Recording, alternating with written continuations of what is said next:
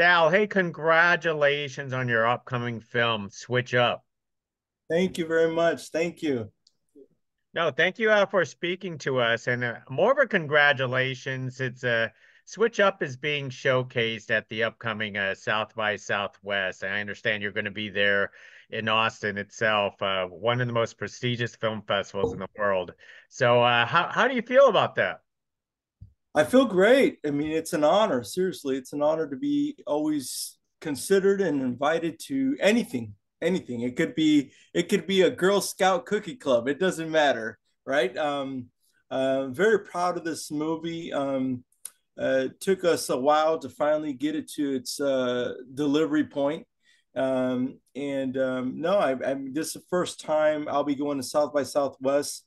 I mean, I've been to Sundance and I've been to a lot of LA festivals and I've experienced a lot of great places. So this should be fun. I'm looking forward to it.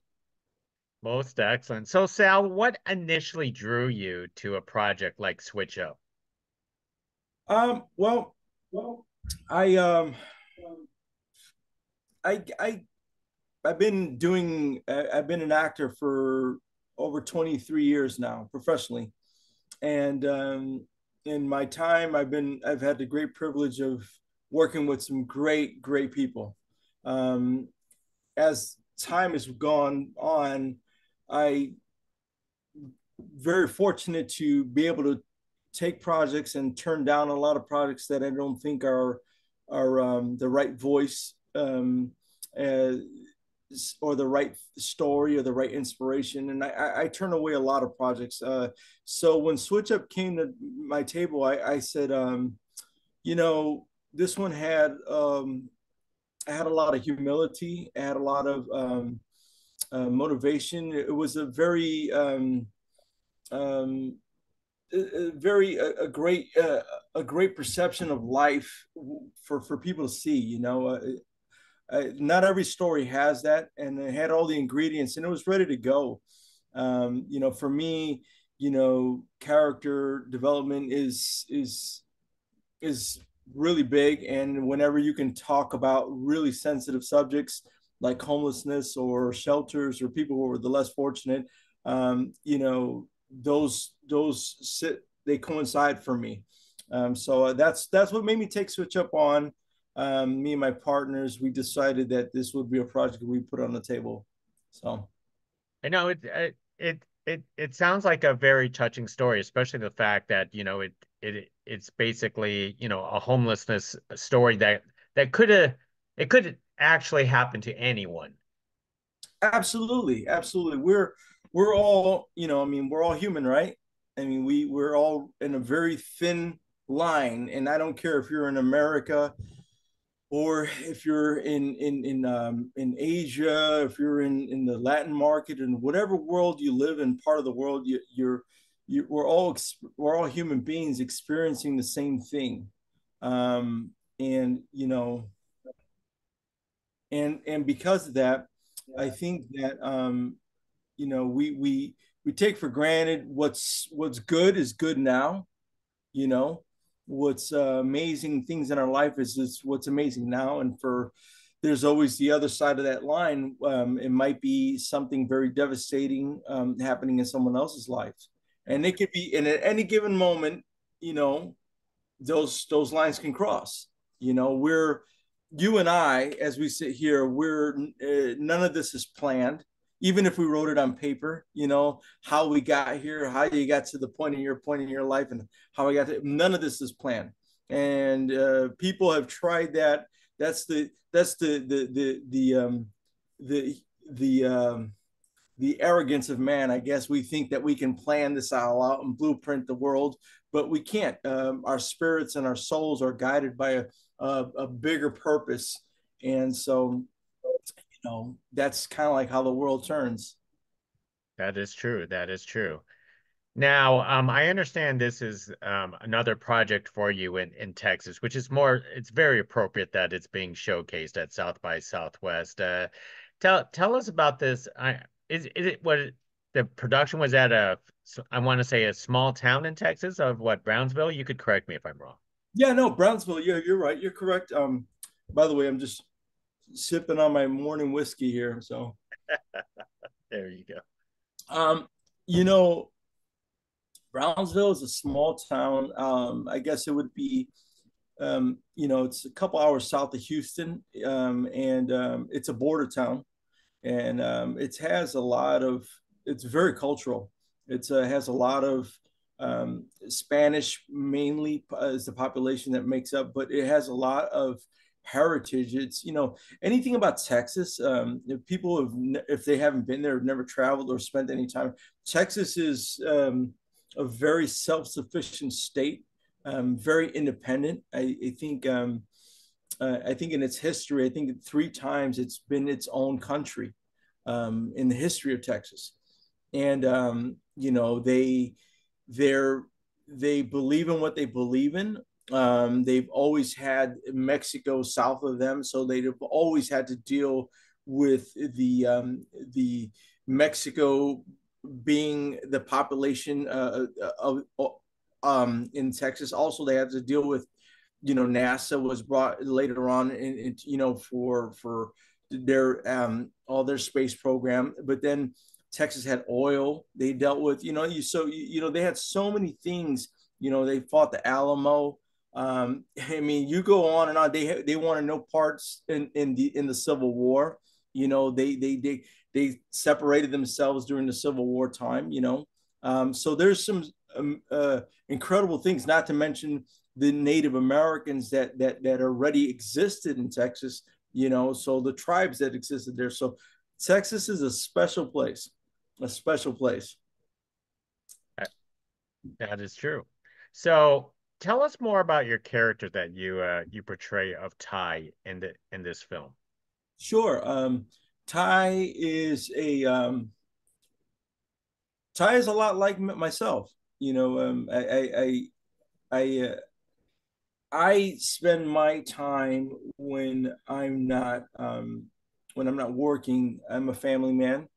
Um, I a proud father, and I dedicate my time to working with a lot of shelters, working with a lot of people who are just they're not privileged, broken homes, kids out of foster homes, juvenile centers. I've always done this. I've done this for I don't know, probably before I even started acting. So probably the last 25 years I've been doing that. And then so Ty, the character Ty, he is the brother of Juliet on the story of Switch Up, where Juliet is our leading actress, our leading lady. And although there's a romantic comedy going on, um, the real theme of the story is that Ty and his sister run a homeless shelter, and that homeless shelter is Ty lives and breathes the whole shelter. He lives there with the people, he eats there with the people, and everybody that comes through the door, he embraces them with like as if they were family, and he gives them the love and the tenderness that they require, because a lot of them are just trying to. And this is where not that I wanted to come on and do a inspirational yoga special, but we are so close to that thin line. So there's people who just need enough to make it to the next 5 minutes of their life. You know, forget about 5 years from now, forget about 5 weeks from now, forget about 5 days from now. They just need enough to make it to the next layer. And so Ty, he he walks very vulnerable in a very vulnerable space, because he doesn't know what's going to come through the door, and he doesn't know what's going to leave through that door. And he builds relationships with people that to let him know that through his comedic and crazy way that life is worth living.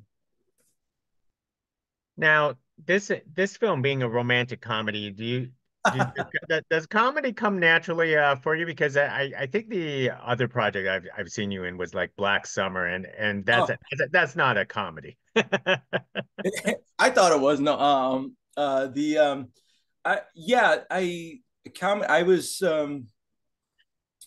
as a child, I made a living off of making my family laugh.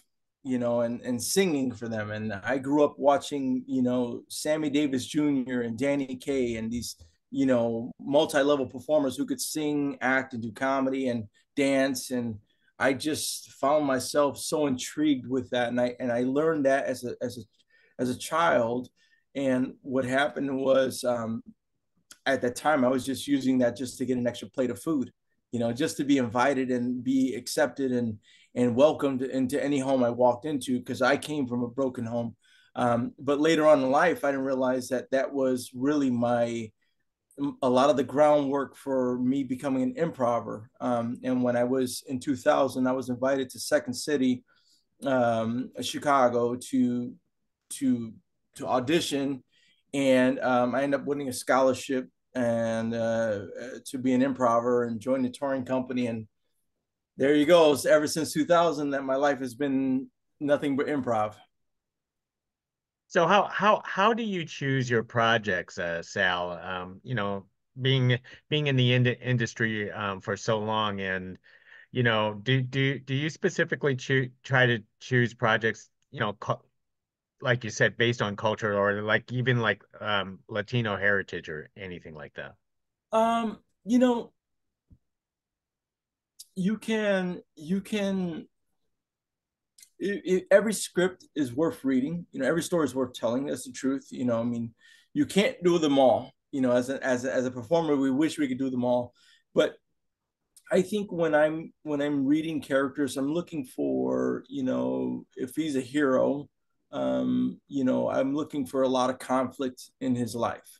If he's a villain, I'm looking for a sensitive side that he might have, to show a balance of the world that a person could possibly live in. If that character has enough breathing room, then for me, I think that I'll be in the right place. And also, as being an improver, I also, directors and writers have to understand that that's my forte. And so when I go on a film set, there might be one page of dialogue, and I could possibly turn it into 5 pages of dialogue. It's up to them if they want to keep it. Usually drives them crazy, but my natural instinct is to tell the story, not to be so much an actor of politics. So there's like a special place for, give you an example. I did soap opera a long time ago. I did a couple episodes of Young and Restless, right? And long ongoing show, but that's a different monster. When you're in there just to say the specific line, and then that's it. And then you get out. You're not there to create this new world, because they only have enough time within that 30-minute slot to tell the viewers what's going on in the within that soap opera. So there's certain projects that really improv are not best for, but there's other projects that improv is perfect for. So so in the project like Switch Up, what was there a lot of improv? How did your director Tara handle you on the production? Boy, it drove her crazy. She didn't, as do all my directors. I mean, I've worked with Oliver Stone, I've worked with Gus Van Sant, I've worked with a lot of amazing directors, and not that I can't stay on page. Trust me, I can stay on page. It's not that that's never the problem. Um, I I think that, you know okay, that's what I was going back to, like this soap opera. They're very budgeted for time and what they want to shoot and with them, which with what window, right? But an editor and a filmmaker and a DP, they want to capture everything, right? And the sound guy wants to capture everything. Even the sound guy wants to catch the ambiance of the room, even after everybody leaves, right? So they can have more to work with. So when I do a character, I also think along those lines. I'm like, let me lose myself in sometimes not a lot is needed to be said. Sometimes it's not in the dialogue. Sometimes it's just within the moment. Uh, um, and um, and making sure those moments live. So no, Tara was very giving. Once she saw how I worked and how, you know, um, you know, how it brought life to the scenes, she gave me all the permission to go as far as I wanted. And then sometimes she'd pull me back and say, "Sal, that was a little too much," you know. And you know, one thing is you can find yourself working with other actors that have never studied improv, and they're not ready for that. And so you don't want to jump in and you do this big incredible scene, and the other actors, they don't know how to go off page, and so then they're like a deer in headlights, like, oh my god, what do I do? You know, this guy's going so far off page, none of this is written, we didn't rehearse this, you know. And you don't want to throw your other actor off, so you want to be supportive of them also. So yeah, it worked out well. And your enjoyment, do you love doing like independent films like this, or do you like bigger projects? Because you've been on some pretty big projects. Black Summer was a big project. Into Fight was a big project. You know, I could listen. You have a long extended career. I think they're both great. I think they're all exceptionally great. I mean, you know, there's nothing like a studio film or a studio show. You know, I've done like I did Savages with Oliver Stone, and it was Benicio del Toro, Salma Hayek, John Travolta, Blake Lively, Taylor Kish. I mean, you know, you're talking about an A list of A-listers, right? And not to mention, you know, Universal Films, which is top crew, top DP, top everything, you know. And you know, what you want most of all is just the people just to be humans, you know what I mean? Like it doesn't matter if it's really large scale, or if it's a small independent just trying to get something done. What you want is everybody to be relatable, everybody to be tangible, available, and also you know, human. You know what I mean? Like, you know, nobody wants to work with somebody that's impossible, you know.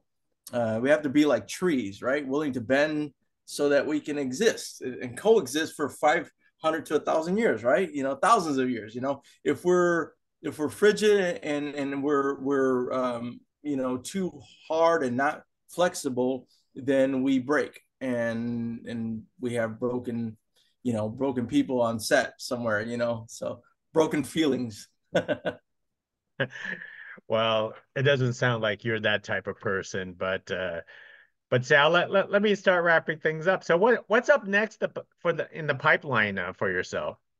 Oof. So I have about four movies that I'm already attached to. Um, there, you know, the funny thing about the movie world, like a lot like Switch Up, you know, we started this one 2 years ago.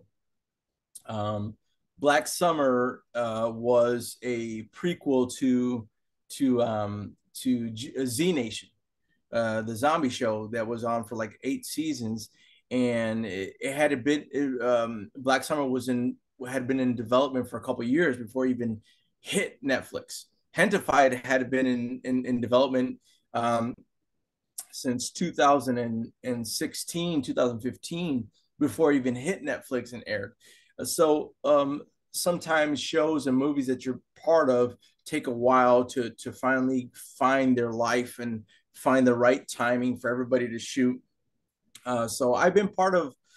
I think man, if I look, you know, I'm probably signed on to like 6 or 7 different projects that I'm not even, you know, they're just developing things, and I'm like, okay, call me when you're ready to shoot it, you know.